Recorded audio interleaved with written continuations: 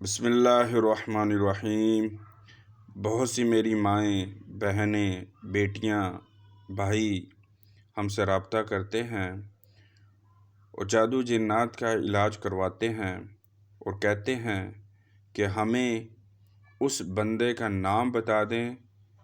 کہ جس نے جادو کروایا ہے تاکہ ہم اس سے بچ جائیں۔ ہم ان کو کیونکہ ہمارے سلسلے میں بتانے کی اجازت نہیں ہوتی، لہٰذا ہم ان کو عمل بتا دیتے ہیں، تو جب وہ عمل پڑھتے ہیں تو ان عمل کی برکت سے جب وہ رات کو پڑھ کر سوتے ہیں تو اللہ تبارک و تعالیٰ ایسی مووی چلا دیتے ہیں، ایسی خواب کے ذریعے اس کو اللہ تبارک و تعالیٰ دکھا دیتے ہیں جیسے کوئی آدمی مووی دیکھ رہا ہو تو سب کچھ نظر آ رہا ہوتا ہے۔ تو اسی طرح جو بھی جادو کروانے والا ہے، جہاں سے کروایا ہے، کس جگہ سے کروایا ہے، کس طریقے سے کرایا ہے، پتلوں کے ذریعے سے کروایا ہے تو وہ بھی نظر آ جائے گا۔ تعویذات کو کہیں دبایا ہے تو یہ بھی نظر آ جائے گا۔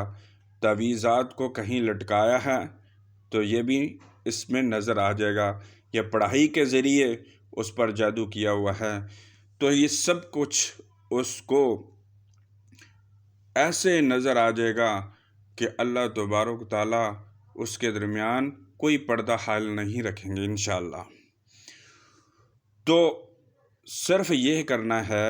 کہ آپ نے رات کو سونے سے پہلے پاک صاف بستر ہو اور پاک صاف ہو کر وضو کر کے آپ نے